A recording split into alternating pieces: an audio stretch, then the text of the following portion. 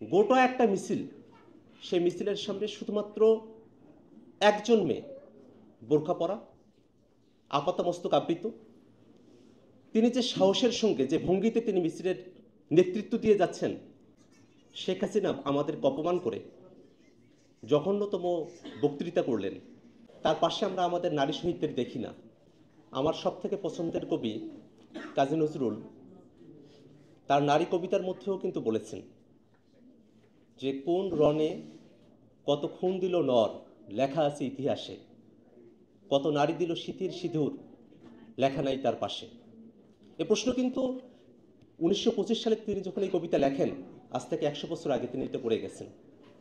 সেখানে আশাবাদ ব্যক্ত করে গেছেন যে একটা সময় আসবে যখন পুরুষের পাশাপাশি নারীরও জয়গান গাওয়া হবে।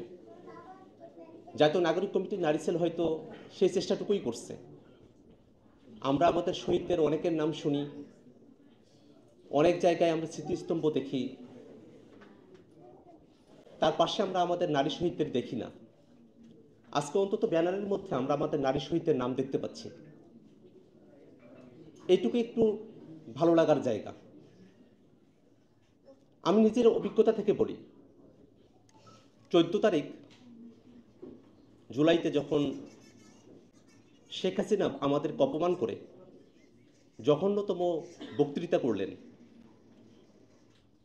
আমরা যখন খুবই বিক্ষুব্ধ, আমি ক্যাম্পাসে আসছি, আমি একটু ভয়ে আছি। শামসুন্নাহার হল পর্যন্ত এসেছি, রাজু পর্যন্ত আসবো, এই সাহসটা করে উঠতে পারছি না। তখন দেখলাম শামসুন্নাহার হল থেকে আমার বোনেরা তারা ঝাঁকে ঝাঁকে যখন বেরিয়ে আসলেন, আমি যে সাহসটা পেলাম, আমি আমাদের বোনেদের যে মিছিল, সেই মিছিলের সাথে করে রাজু ভাস্কর্যে আসলাম। এটা শুধু আমার ক্ষেত্রে নয়, আমি ময়মনসিংহের একটা ভিডিও দেখেছি। সে ভিডিওতে গোটা একটা মিছিল, সেই মিছিলের সামনে শুধুমাত্র একজন মেয়ে, বোরখা পরা, আপাতমস্তক আবৃত। তিনি যে সাহসের সঙ্গে, যে ভঙ্গিতে তিনি মিছিলের নেতৃত্ব দিয়ে যাচ্ছেন, এটাকে আমি ভাষায় প্রকাশ করতে পারবো না। আপনারা একটু ভেবে দেখেন তো ওই ছবিটার কথা, ওই ভিডিওটার কথা, যেখানে দুজন বোন তাদের ভাইকে শহীদ করা হয়েছে। সে ভাইয়ের মরদেহ কাঁধে করে দুই বোন যখন স্লোগান দিয়ে যাচ্ছেন, এই স্লোগানে কি আমরা শক্তি পাই নাই? এই স্লোগানের শক্তি, তাদের দোহের যে শক্তি, সেই শক্তিই তো আমাদেরকে আরও বেশি করে এই অভ্যুত্থানে জীবন দিতে উৎসাহিত করেছিল।